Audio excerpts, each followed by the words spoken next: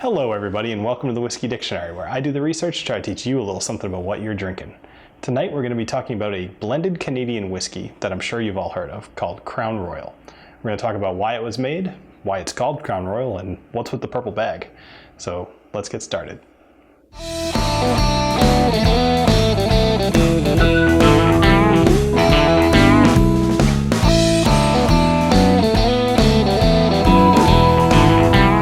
Crown Royal Distillery is located in Manitoba, Canada, right on Lake Winnipeg, which is really convenient to be located on a fresh body of water that's cleared by limestone, especially for a place like Crown Royal, which does absolutely huge amounts of production. They're doing 10,000 bushels of grain every single day, as well as almost 1 million gallons of water, and all of that's stored across 2 million barrels across 50 different warehouses. Now, this whole thing is only run by 76 people to keep the Crown Royal Distillery going 24/7, and in my mind, that is not a lot of people. So as I posed in the initial intro here, why does Crown Royal even exist? So the name is obviously regal, so let's stick with that. In 1939, King George VI and Queen Elizabeth ended up coming to visit Canada. And it was the first time a reigning monarch had ever visited Canada, so it was a big deal. And the head of Seagram's at the time, Samuel Bronfman, he introduced them to this whiskey, which they had made from about 50 different barrels and blending. And as you'll see, this bottle is actually really cool looking. You know, it's pretty detailed. If you've never seen one in real life, you should check it out next time you're in the store or whatever. There's all these little marks and it's very intricate. So the bottle was designed and has looked like this for a long time. The bag itself is also obviously purple, regal, and gold stitching. So the bag looks cool, but outside of looking cool, it also serves a purpose. You'll want to keep your whiskey in this bag because they actually say that this whiskey in particular is dramatically affected by sunlight. So, you know, keep your bottle in the bag or at least in a dark cabinet. Outside of that, this ended up becoming a huge whiskey in Canada and ultimately moved its way to the United States after almost 30 years, at which point it became the highest selling Canadian whiskey ever. So let's talk a little bit more about this whiskey. Now, this is not a blend like you might typically think of in a Scotch, where they're going all over the place and mixing them together and then coming up with something awesome. This is a blend of 50 different whiskeys, all made by Crown Royal. Now, there's 5 different mash bills, and although they're a few of them, they're all very similar. It's all rye, barley, and corn, just in slightly different varying amounts. Where this really gets a lot of variation is that they'll age the barrel a different length of time. They'll char it or not char it, and to what degree. And then they'll also, make temperature fluctuations. And this is part of the reason they have so many warehouses, is because they've got to age all of these different barrels in different ways. So they'll mix all of these together. They'll give you, something that you're used to tasting, and they have that luxury because they have so many barrels to deal with. So outside of that, they actually have 3 different lines of whiskeys, and they've got their signature editions, which are the deluxe, which is what we're talking about today.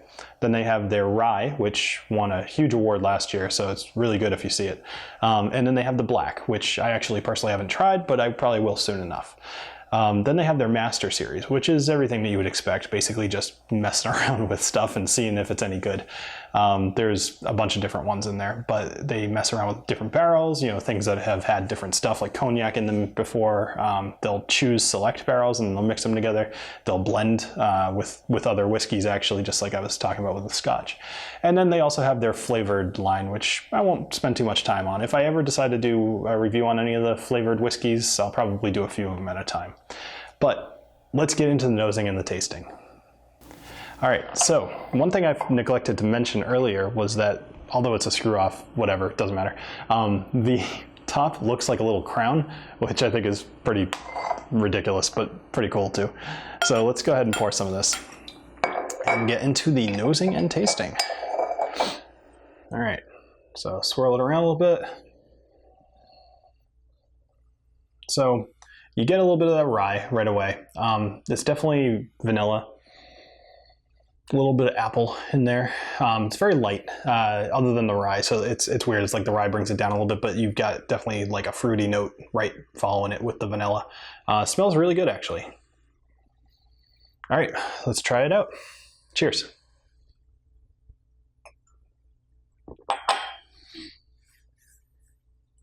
So that's pretty cool. There's There's a quality to this that I don't get very often, and I would describe it as best to say it's creamy.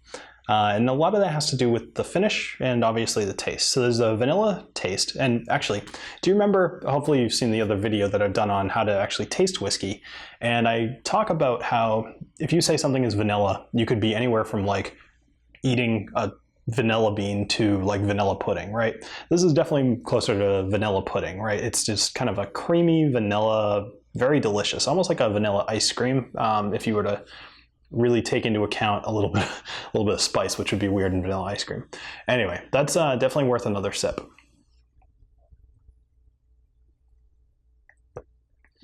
It goes down extremely smooth. This is something that you could drink, and as you can see, I'm talking immediately after drinking it, which is sometimes a problem on this channel. I like this whiskey a lot, actually. This is a lot better than I originally expected it to be when I first picked it up. You know, just growing up or whatever, I had tried this once or twice at a bar, and I didn't know what the heck I was talking about with whiskey a long time ago. And now that I've, you know, had quite a few of them, I actually think that this is worth the money, especially because it's fairly cheap. As far as Canadian whiskeys go, it's few and far between when you find good ones. So this is up there, and you know, for the price, I think you should probably get a bottle of this and at least give it a shot. Maybe you won't like it as much, so you know, get a smaller bottle. This is pretty tiny. This is a 375, and I don't know, it probably cost me less than $20. So anyway, I would recommend getting this whiskey. So that does it for this episode of the Whiskey Dictionary. I appreciate you stopping by, and I hope you learned a little something today. So I'll see you next time. Cheers.